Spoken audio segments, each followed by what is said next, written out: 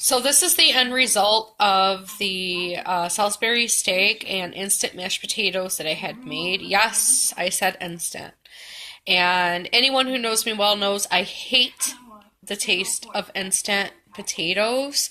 So I actually use chicken broth, but I use the powdered chicken bouillon cubes. It's you could find it in the Spanish aisle actually, or you can get it from Aldi. Doesn't matter. I used for the Salisbury steak. Well, before I even get to that, for the actual gravy itself, all it is 2 to 3 mushrooms thinly sliced, a large onion thinly sliced, and then once you cook both of those together, should take you no more than 7 to 8 minutes. Once the mushrooms start to turn a darker color, like a brown color, you know it's time to add the flour. And again, I did use 1 stick of butter, guys. So, but it's a lot of gravy that was, created from that roux. So, of course, with the butter, did assist with releasing a lot of the moisture from the mushrooms.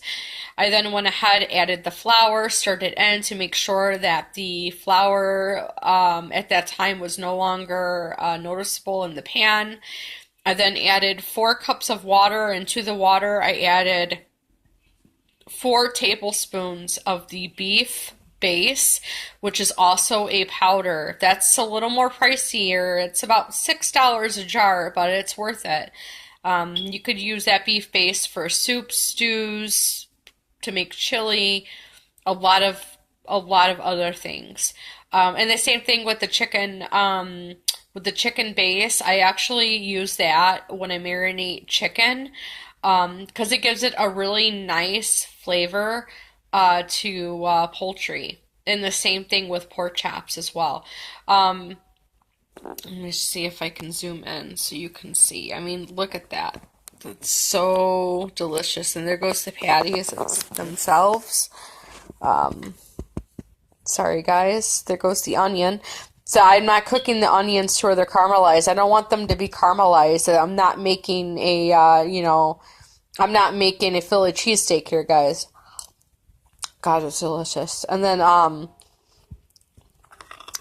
see, it's all the way cooked through. It's all the way cooked through. For the Salisbury steak itself, it's just ground sirloin. Because using ground chuck or using ground beef, the meat will fall apart. I can guarantee you that. And then for this meat itself is to where I actually used, I used 1 tablespoon of barbecue sauce as a thickening agent, and you don't even taste the barbecue sauce.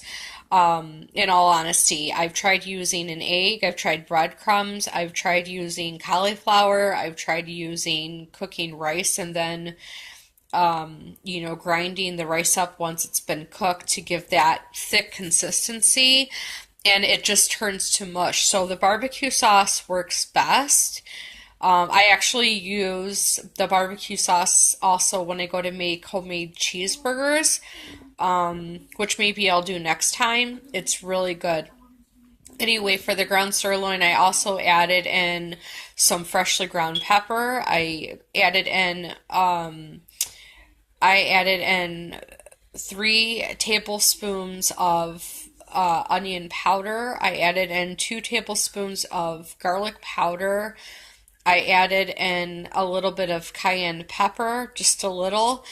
I also added in some sage, about a teaspoon. I added in about a teaspoon and a half of Italian seasoning. And I also added in some fresh parsley, which, by the way, guys, fresh parsley is so cheap. I mean, you go to even Aldi to get in the seasoning aisle, so of course it's going to be dry. The parsley, you're paying close to $3, but you go to any supermarket, like a Tony's supermarket or a Caputo's, and you'll get well over a pound of fresh parsley or fresh cilantro or thyme or or I mean, really any other seasoning that you can think of, any herb, for a little over $1. So tax, I paid $1.07 for a little over a pound of fresh Italian parsley.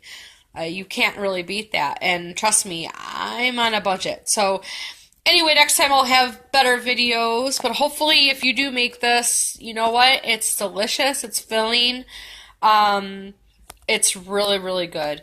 So if you guys have any ideas of what you guys would like me to try to make, or some, maybe a recipe that you guys might find difficult to make, I'll actually have better professional videos taken, and we could do it together, and we could, see how it comes out together. So I'm gonna be making chicken and mole in a few days. Um, and I'm not really sure what my meals are going to be like throughout the week. Um, so I'm not really sure, but I will be making some beef stroganoff probably tomorrow. So maybe I'll showcase that because a lot of people have a lot of misconception. It's not like the beef stroganoff that you buy that's prepackaged. It's actually a lot different. You could see the mushrooms and like the meat. It's all the way cooked through. It's so delicious. I like seriously, this is so tasty. Say hi, Benji. Say hi. Okay, I'll get the light out of your face. But anyway, guys, and then very quickly, you form the patties. You mix all the sirloin. You mix the sirloin with the seasonings that I already stated all together, um, and then you form them like a patty. Now remember, the meat will automatically cut down to size while cooking in the gravy. So if you are wanting bigger patties, instead of using a half a pound, which will feed 2 people, if you're feeding more than 4 people, you might want to use close to 2 pounds of ground sirloin. FYI, just so you know. So after you form them, you take a little bit of vegetable oil, so I would say about a teaspoon worth in a frying pan on medium heat.